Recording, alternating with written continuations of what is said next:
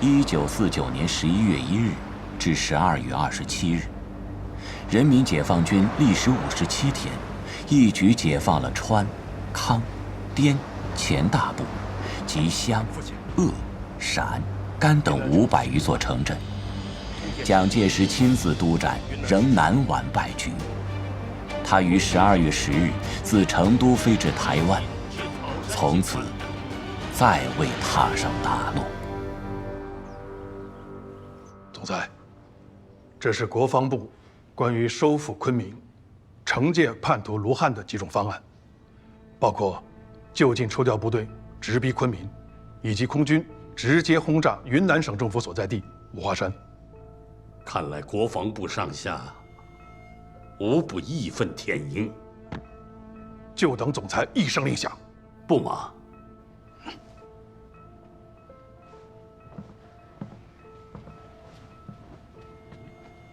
志柔啊，戡乱救国，光去惩戒卢汉还远远不够啊！我对空军还有更重要的安排。卑职明白。西南战事失利，再加上今夏电文的破译内容，我怀疑军中有高层共谍。那个古正文现在在哪里？一会儿开会的时候，文件交给队长啊。到时候再整理一下。局长，台中山区地形复杂，村落之间的交通呢多有不便。属下是以教书先生的身份拉近了和当地村民的关系。经过多方探查，直到最近才发现有这么一批人，他们以垦山的名义在大肆收购日军留下来的武器。结合之前搜集到的零星线索，综合来看，我判断共谍的其中一个武装基地应该就在竹子坑和白毛山一带。具体的位置呢，还需要再详细的侦查才能确定。你去整理成一份材料，我会派人另外去搜查。是。如今国军节节败退，全国的情治人员都挤到了台湾，可这台湾能有多少共谍用得了这么多人？所以整顿裁撤势在必行。有为才有位。是。咱们破获光明报案那点功劳吃得差不多了，是时候要重启账号案。是。来，你上次香港没有白去，四处用你带回来的密钥和密码本，破获了一封9月21日截获的电报，内容是今夏的军事部署，并且根据刘康福口供。他是在给一个代号东海的共谍小组发报，所以我怀疑这个东海就潜伏在国府高层。建峰同志已经同意，得从即日起官复原职，却把这个共谍给我揪出来。是。不是那个刘队长，你数量不对啊，少了有100-200斤啊。不应该呀，你是不是数错了？我怎么可能数错呢？刘队长，你不能一个月比一个月少吧？还不太合适吧？我组里那么多兄弟，我这怎么分呢？啊，我就是个跑腿的，处里给多少，我给你送多少，都是一口锅里吃饭的兄弟，我能差你这口粮食吗？对吧？走了啊！哎，刘队长，这数量就是不对啊！你什么意思啊？你要是不满意，我拉回去就完了。信不信我换个人送过来再短200斤？啊？说我满不满意？组里面那么多人，你让大家看看，是不是每个月比每个月少？我没骗你啊！哎，阿旺，啊，你过来评评理。小王，你过来看看啊，他们是不是克扣军粮？这些我也不太懂啊。不是你怎么不懂？你过来，你文件夹烂了，阿旺没带。你看吧，没有人愿意参与这事儿。部队上面吃空都是上级吃下级。刘队长啊，你今天不给我补齐了，你今天别想走。哼，你想找麻烦是不是？我今天就找麻烦了。你，哎，停！哎，组长，组长您可回来了，他们一直克扣咱们俩。说什么呢？什么克扣军粮？啊，顾组长，咋可能呢？是吧，刘队长？顾组长，都是给国府办事的啊。现在本身都困难嘛，懂，不容易，但没关系，我不是回来了吗？对，这有点钱，大伙也不够分，先拿去给大家打打牙祭吧。刘队长，如果你实在不够分的话，要不然你把这车粮食都拉走。哎，那倒不用，顾组长，不用，真的。下次有合适机会，我再给你多置办一些过来。真的？对，那多谢啊，麻烦了啊。组长，我替大伙谢谢你，真的可算回来。您不知道，您不在这段时间。行了，别老盯着点小事儿，把那个平安号的传情号给我找出来，我有用。东西帮我拿上。你都小心点啊！是。给我吧。好，组长。外婆看报纸啊，外婆看会报纸啊，听话啊。哎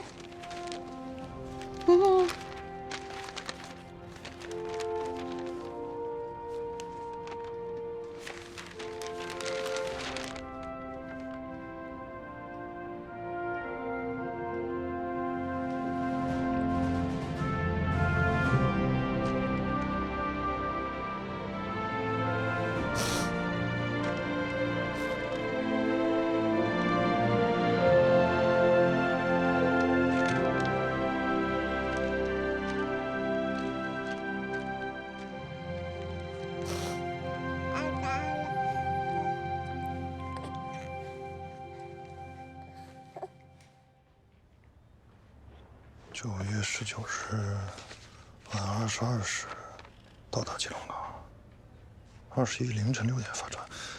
组长，找到了。张浩等于就是21号一出海就发电了。但是19号晚上22点抵达基隆。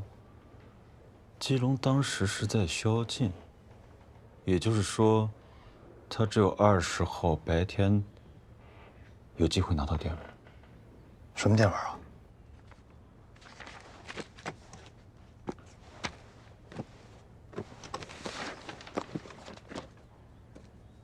溢出来了。啊，把那个刘康福给我带到审讯室。知道找你来是要干啥？我之前缴了谷组长的大计，这次是有戴罪立功的机会。升的大气了，那个事情是在变化的啊，也不都怪你。这次的任务很简单，你就把你和那个张浩从认识以来啊，所有的细节，他说过些什么话，做过些什么，甚至包括他穿了什么样的衣服，有什么样的习惯用词、习惯动作，你全部都事无巨细的告诉我。好，我全都说。我第一次见张浩是8月底的时候，那个时候台工委已经派我在平安号上工作2个多月了。他是船上的大副，对。我那天正在练抛缆，他突然就找到我。吴次长，吴次长，总长还没回来？还没有呢。今天部里也没有会啊，他去哪儿开会了？这具体的我也不太清楚，要不等总长回来，我给您打电话。你是第一秘书，你不清楚？黄家将军1天3封急电，我等着总长定夺呢。总长去新竹基地开会去了，特意吩咐不要有人打扰他。哦，好，等他回来你马上告诉我。是。9 9月20号。你猛地这么一问，我也想不起来了。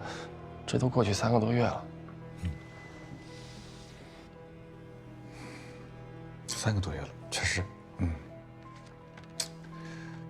但是你看哈，平安号是19号晚上抵达基隆港，但是21号凌晨就离开基隆港去了广州，也就是说，张浩唯一能去台北的时间段就是20号的白天。您这么一说，我记起来了。那次靠港特别仓促，根本就不允许我们下船。至于张浩下没下船，他去了哪儿，我就不知道了。顾组长，我跟这个张浩一共也没见过几面，我知道的，我能想起来的，我已经全都交代了。我相信你。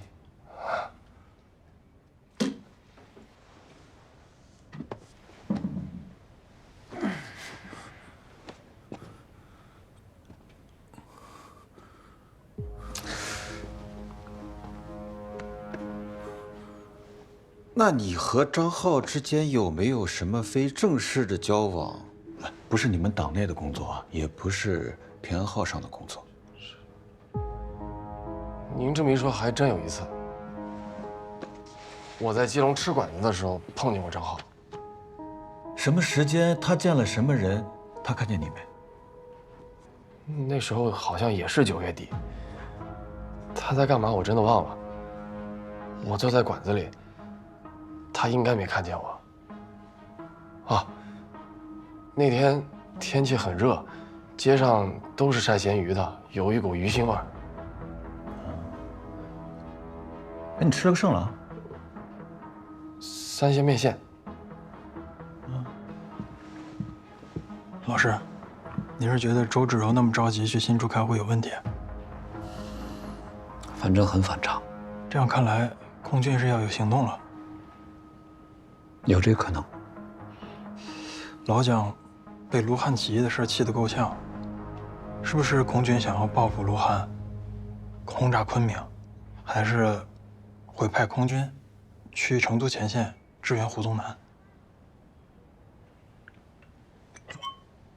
中国这么大，也不排除老蒋会另有所图。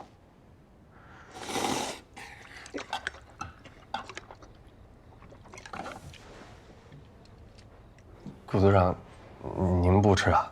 哎呀，你不管，我又不饿呢。味道还行，可以。味觉、嗅觉都能帮你回忆，想起啥来没？没有。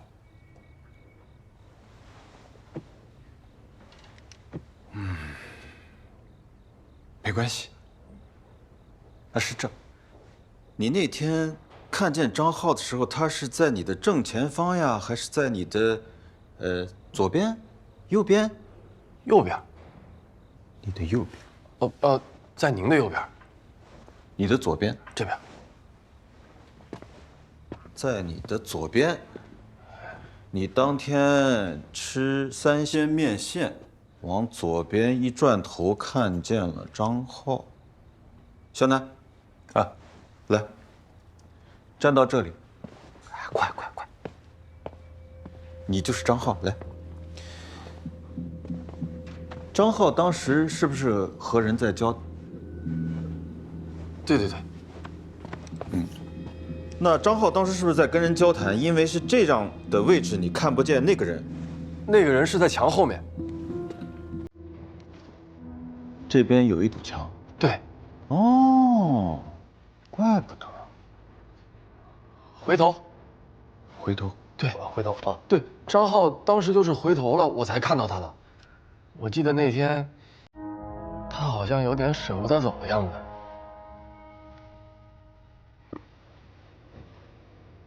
舍不得走呢？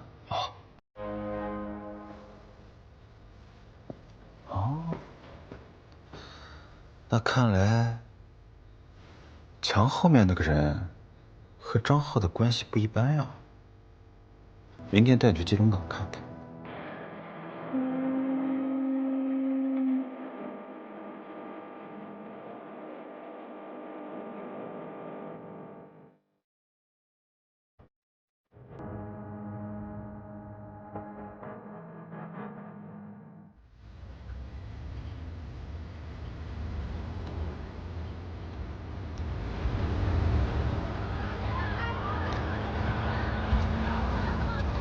哎，等一下，好像是这样。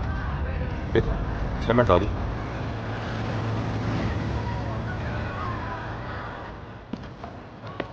记得好像是这边。当时这边有很多卖吃的、卖小吃的地方。哎，这儿，这边。我当时就坐在这个位置，然后他站在那边。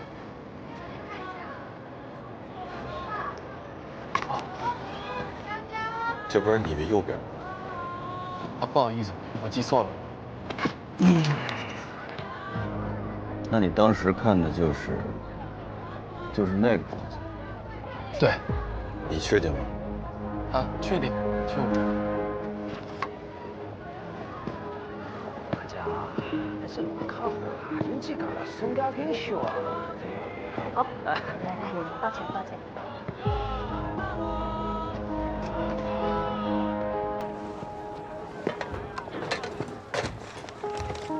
有害你打拍出来，你就甲讲一声哈。太可惜。多谢。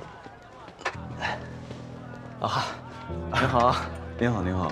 请问这个叫什么鱼啊？本地的四破鱼也叫巴浪，这个煮粥煲汤非常的鲜。还怕您听不懂呢？您也不是本地人。哎呀，做生意这天南地北哪儿的客人都有，学两句当地话好做生意不是？是，那给我来点这个。好，哎，这儿的好，我给您称点这个。好。组长，您是觉得这家店有问题吗？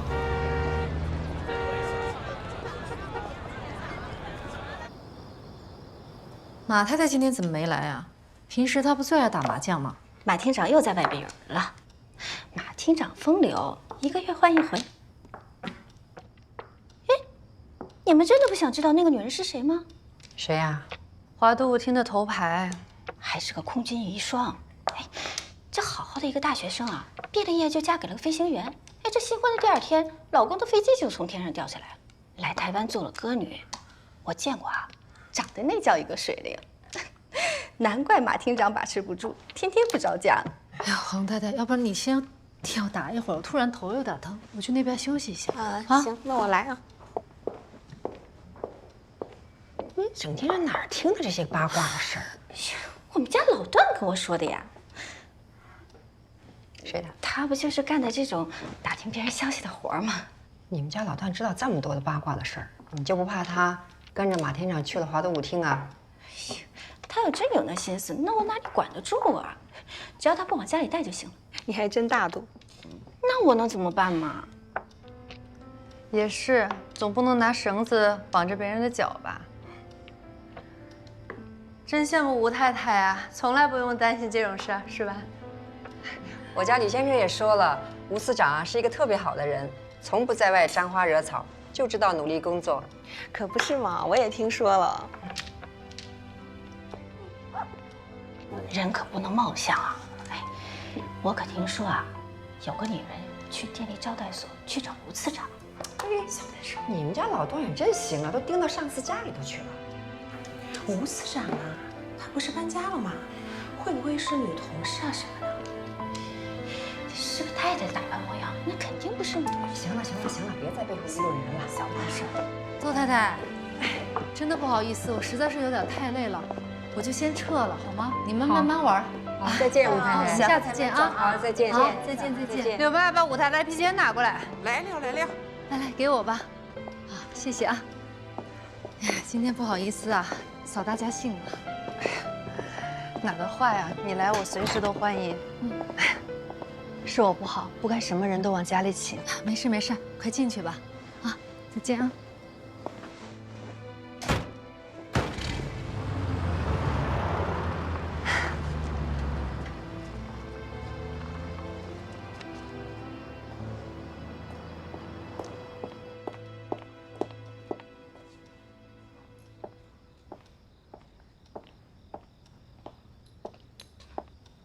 他生我气了？我说错话了不成？柳妈，把段太太的大姨也拉过来，她也该回去了。我这个人挺直爽的，最讨厌是非了。以后窦公馆不欢迎你，请便。哎，你怎么这样呀？这年头说句实话，怎么就这么难呢？等什么时候你们家段厅长成了段次长，再说吧。回来了，太太。嗯。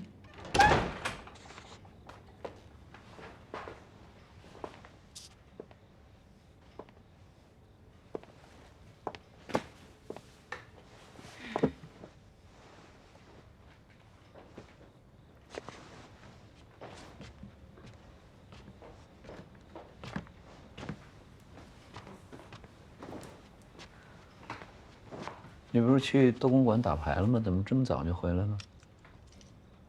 你今天没加班啊？没有啊，不是约法6章吗？到点回家。话说的还挺老实，宁可相信鬼，也不相信男人的嘴呀。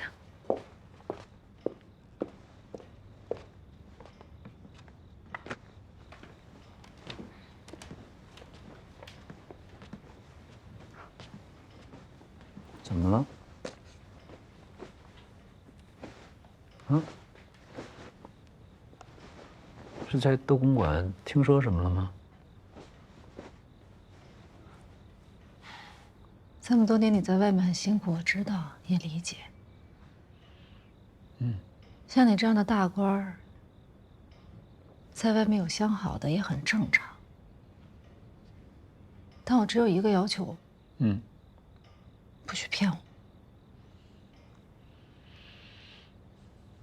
这是听那些太太说什么了？怎么说呢？今天马太太没来，他们就说马厅长在外面又找了一个人。哦，那窦太太就说很羡慕我，结果旁边的段太太就添油加醋说什么，你是说了一些不着边际的话。哪个太太？段太太。说什么不着边际的话了？你别问了，没说什么。雨荨，嗯，我只有一个要求，不管怎么样，你不许骗我。嗯，碧葵，你18岁，我们相识相爱，结婚30年。难道这些还抵不过他们那些闲言碎语吗？我就不应该听他们说，我不应该听，说的什么呀？哎，碧葵，这句话要听啊！不管听到什么，你都要相信，我不会骗你。要相信我。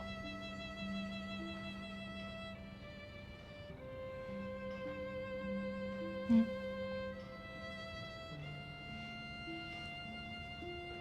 发型真好看。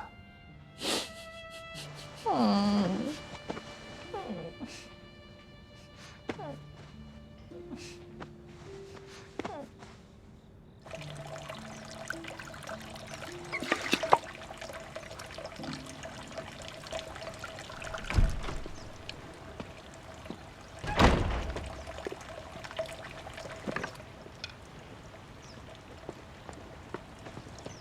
早，老师。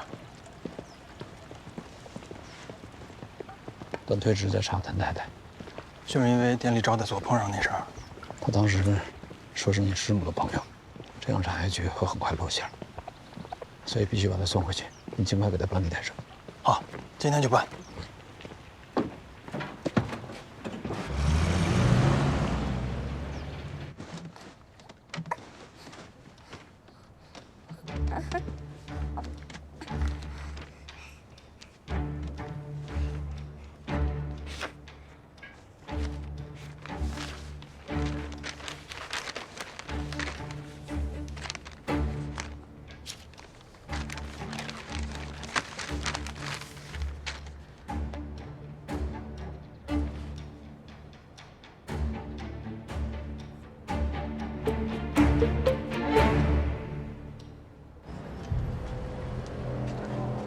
能知道金夏情报的人不少啊，你还是怀疑吴司长？能够掌握厦门、金门部署的人确实是不少，但是同时又能在9月20号有机会和张浩接上头，还有在台大医院门口确实和张浩见过面的，只有吴司长。那跟这个姓林的有什么关系啊？我是怀疑张浩在9月份去三荣行见的人就是林一良，而且根据刘康福的描述，这2个人之间的关系不浅。我认为有可能是血缘兄弟，或者是合作时间很长的共谍同党。当然，不论是哪种关系，只要把他查清楚，都对案子的进展有重大的突破。要红一窝，这种情况很多见，还不够，还是太外围了。你既然怀疑的是吴司长，你必须要掌握第一手情报。是，属下正在想办法。说哪找这么好的东西，还亲力亲为，这样的别处啊，都得自己搬。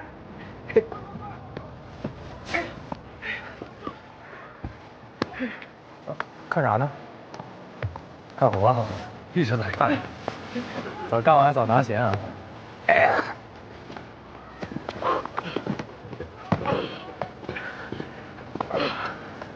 哎，往哪儿放啊？哎。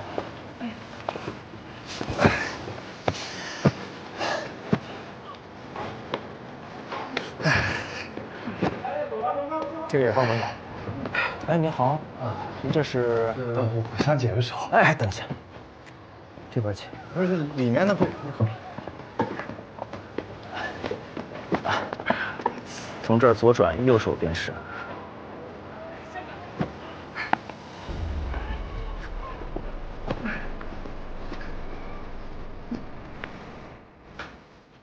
他们这个店警惕性太高，而且几个伙计口风也紧得很。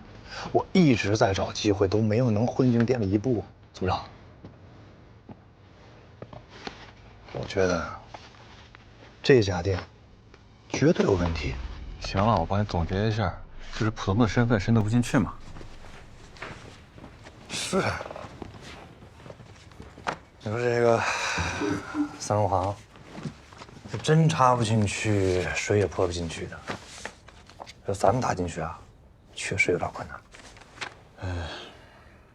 光明报那个案子，咱们抓回来的吉隆工委成员还剩多少？30几个人吧。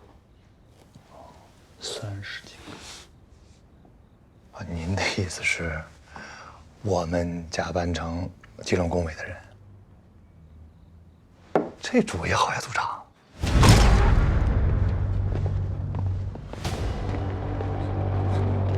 我怎么用的？我不是为别人，我没有啊！我没有干过，帮我处理好。这怎么用的？我怎么用的？我求求你，我没有干过，我什么都没有干过吧？放了我吧！这不是啊！庄老师，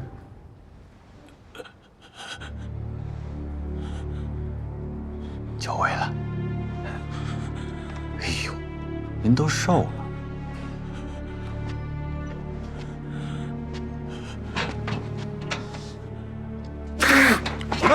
哎，狗德姆，吉隆中学47条人命，你晚上睡得着觉吗？睡得着。您忘了，我也是唯物主义者。你不得好死啊！还真挺合适的。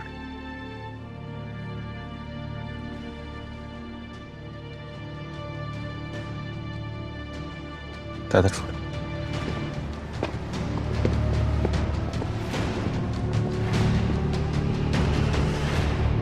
今天就先到这儿吧。吴次长，请留步。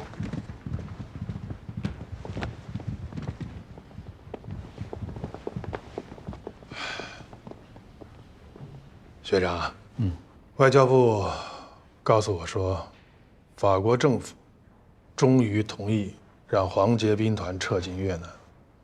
哦，好啊，能回来一点是一点吧，总比让林彪多抓3万俘虏要好。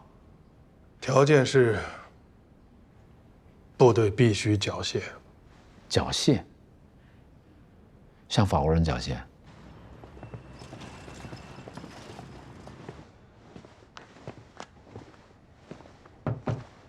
进。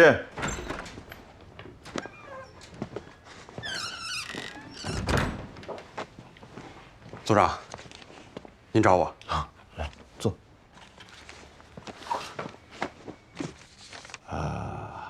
那最近收成怎么样？什么收成？不是说你这段时间经常回行动处帮忙吗？组长，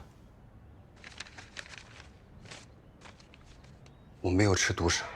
您不在的这段时间里，弟兄们都快揭不开锅了，所以我就想办法给大家改善生活。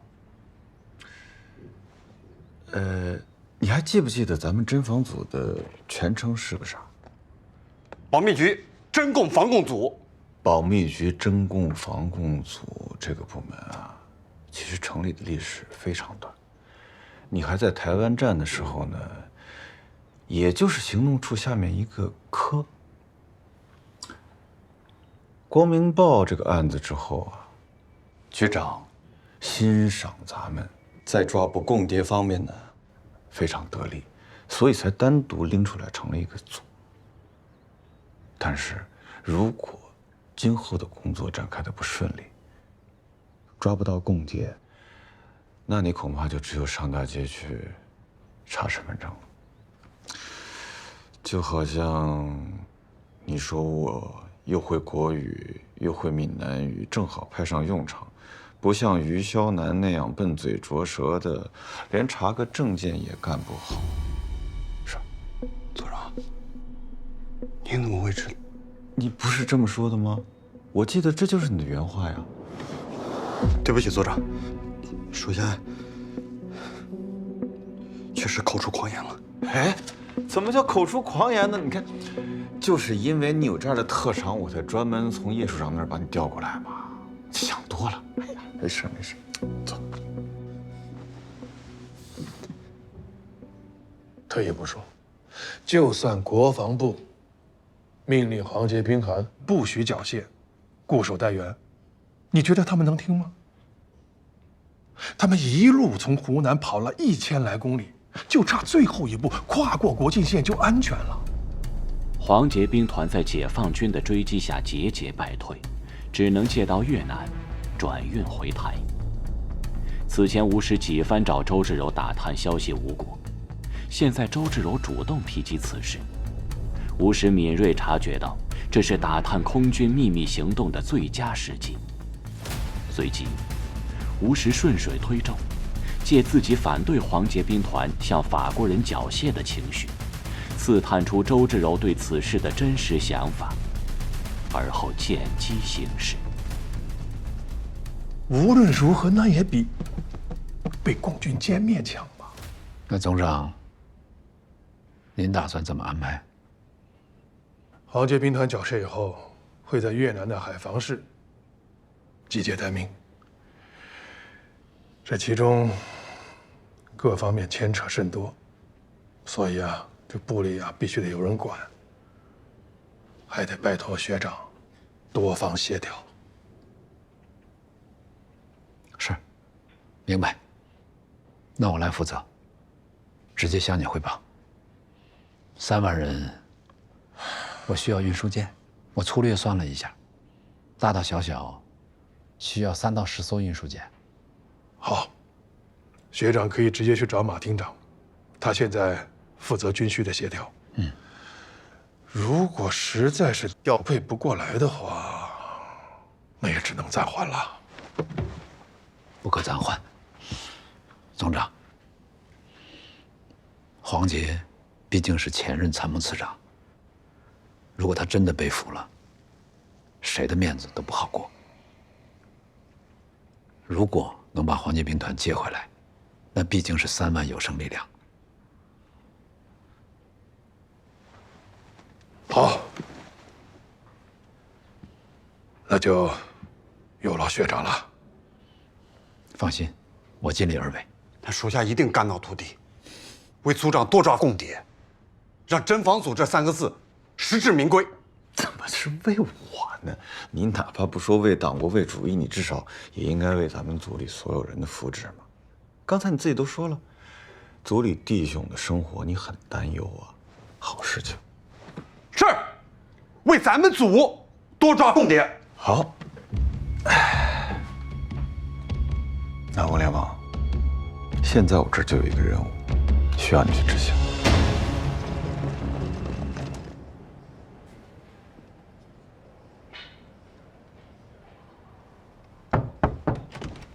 马厅长，吴次长来了。哎呦，吴次长，您怎么亲自来了呀？马厅长好雅兴啊！这在您面前可真是班门弄斧，纯粹是消磨时间。哎呦，你这个厉害，罗振玉，哎，真是大行家。次长，什么时候您也给我写一幅字啊？那段厅长得了您一幅墨宝，成天在我面前炫耀。没问题啊。你想好内容告诉我，我写给你。来，请。您是大学问家，又是大书法家，您写什么都好呀。来，你喝茶。前一阵子啊，我从广州啊抢出来一批文房四宝，那宣纸都是精选的，其中有一方啊。57烟，哎呦，那块木哦，真是难得，我都已经差人啊送到武公馆了。多谢马厅长。宣纸宝贵，但是兵员更宝贵。马厅长应该猜到了啊，我今天到这儿来，是为了接黄杰兵团回国一事，来请求你的。哎，次长。请求可不敢当啊！总长呢已经知会过我了，我本来打算一会儿去您办公室亲自向您汇报。那我就不拐弯抹角了啊！黄杰兵团3万人，至少需要5艘运输舰。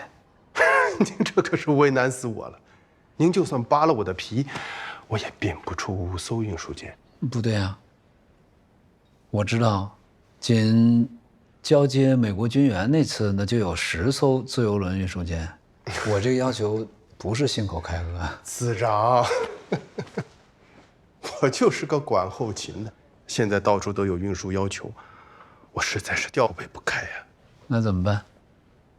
就让黄杰兵团3万将士在越南那个集中营苦等吗？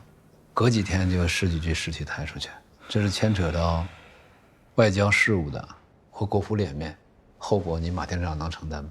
次长，您看这样，我先给您派3艘，行不行吧？马厅长既然这么为难，那你就把送到避舍的什么宣纸啊什么的收回去吧。啊，接不回黄将军部队，以后我也没什么机会能用那么好的纸墨了。哎，次长，您别走。那我就说实话。我现在也是巧妇难为无米之炊。薛岳总司令借了军舰，挺进海南岛，到现在还没有还回来。顾总长派了1个船团去广西接白崇禧白长官的部队，周总长呢又调了一大批的运输舰去了舟山。我现在手上连往金门送补给的船都不够啊，我的次长。来，你先走。胡连将军啊，都催了我2回了。